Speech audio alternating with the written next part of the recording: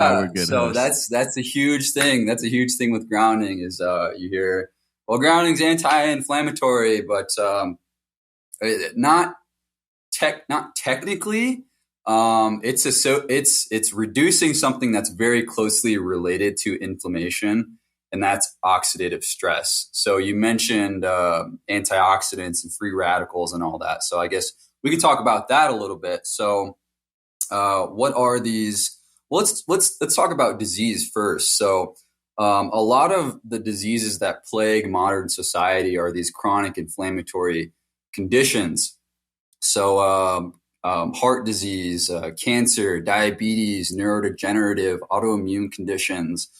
What you'll find as a common denominator within these conditions is inflammation, but also its twin sister, which is oxidative stress. So where you find inflammation, you're going to find oxidative stress, and that's where grounding starts to come in. So what oxidative stress is it's an imbalance in reactive oxygen species, or the free radicals you hear of, and the antioxidants in your body. So what these reactive oxygen species are basically these reactive species of oxygen with unpaired electrons in their outer orbitals. So they need electrons in order to stabilize themselves. And so they'll just go around your body and they'll steal electrons from other molecules, and they essentially create this chain reaction of events that may ultimately lead to oxidative stress more often than not. So how are these free radicals created, these reactive oxygen species? Well, there's a couple of different mechanisms. One is actually it's through mitochondrial respiration, cellular respiration, literally the air you breathe. So when you think of cellular respiration, you think of glycolysis and Krebs cycle and electron transport chain and all that.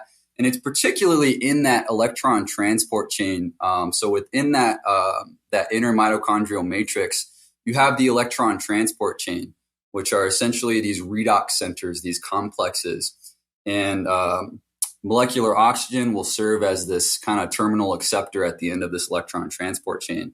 But the premature reduction of molecular oxygen within the electron transport chain, that creates something called superoxide anion, which is a very potent reactive oxygen species that can be very damaging throughout the body.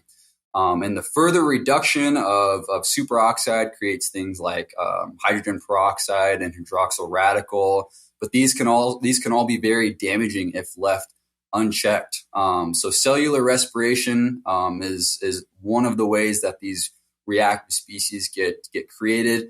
Another way is through immune function. So your immune system literally uses these reactive species to get rid of pathogens and damaged cells and non-self, basically. So how that works is you got a pathogen in your body, one of your immune cells, a neutrophil, a macrophage, engulfs that pathogen and uses this enzyme called NADPH oxidase, which is it's a mouthful. It's nicotinamide adenine dinucleotide phosphate oxidase, which essentially converts molecular oxygen into these reactive species to degrade those pathogens. It creates something called the oxidative respiratory burst, which is really important. And eventually, maybe we'll get to that. It creates something called the inflammatory barricade, which is really, really interesting topic. And maybe we can eventually get to that. But the immune function of your body, along with cellular respiration, these are two big producers of these free radicals. And on the flip side, you have antioxidants, which are essentially these molecules that can donate electrons to these reactive species without becoming unstable themselves. And your body has its own endogenous antioxidant system to fight off these radicals like superoxide and hydroxyl radical. These are things like catalase, superoxide dismutase. Those are the enzymatic antioxidants. You also have non-enzymatic antioxidants. These are things like glutathione, things you can get from your diet, vitamin C, vitamin E, polyphenols, things like that. But these aren't as effective as conducted antioxidants. These free electrons, these are bound electrons, two molecules. So there's some barriers that they have to traverse in order to do their job correctly. But there's in the book that I wrote, there's a big difference between bound and unbound electrons. So